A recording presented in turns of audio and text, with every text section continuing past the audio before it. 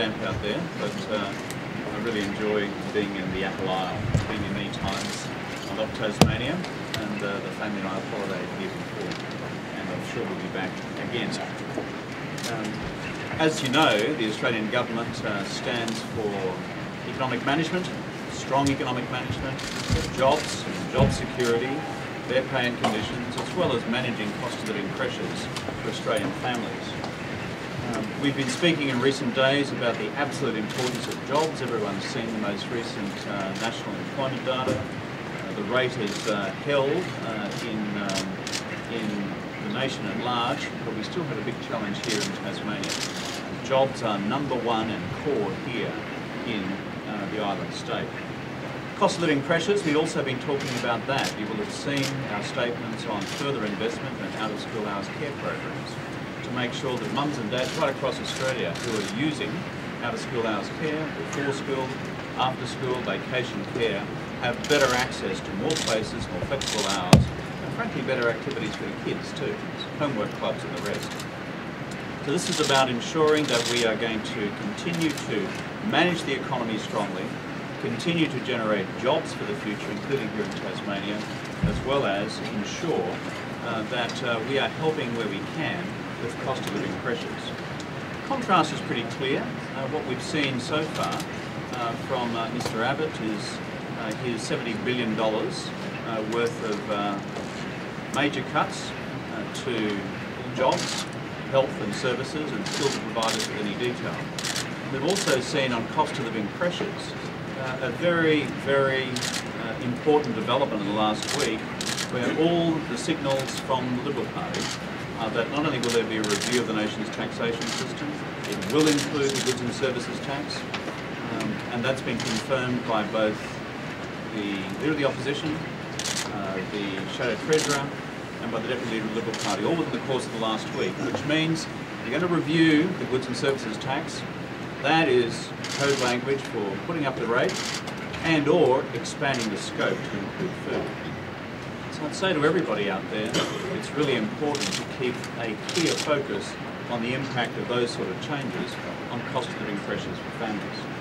Here in Tasmania, we have made multiple investments in recent times. I was down here not long ago when we announced our $100 million package right across Tasmania.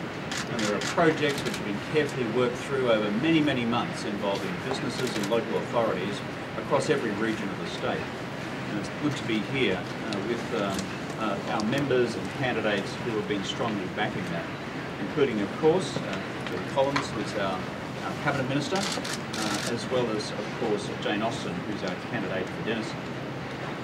Here, we're also talking about a further investment in Hobart's future. And that is an investment here at the Hobart Showgrounds. And what I'm here today to confirm is if the government is returned, we'll provide a $5 million investment from the Regional Development Fund of Australia to kickstart the redevelopment of these Hobart Showgrounds. I'm from Brizzy. We have something up there called the Ekka with the Royal Agricultural Society of Queensland. I think you folks have been to the Ekka a few times. I'm a big supporter of the concept of agricultural shows right across Australia. In our state of Queensland, it's where country meets city, it's where the bush comes to town. Most importantly, it's a display of our fantastic primary industries. And it's important also for Hobart's and Tasmania's economy. So this redevelopment here, with this $5 million additional investment, will turn these showgrounds into flexible, multi-purpose facilities, better facilities itself for the Hobart show, more space for exhibitions, also a new retail precinct, better facilities for sport, such as the soccer games, which those brave soccer players are playing out there in the driving rain. And on the jobs front, in doing all of that, that represents a total investment of about 140 jobs. So this is practical stuff. If you look at the employment impact of the $100 million investment in Tasmania that I launched some time ago, this adds further to what we're doing in practical terms as a government to make sure that the Tasmanian economy keeps generating jobs into the future. Of course, more broadly here in the federal seat of Denison, we've been investing as well, $10 million into the Stage 2 development of the University of Tasmania, $3.5 million in the Guildford Young College, the Glenorchy Creative Art Link building, $1.65 million towards the South Hobart Community Hub in association with Hobart City Council.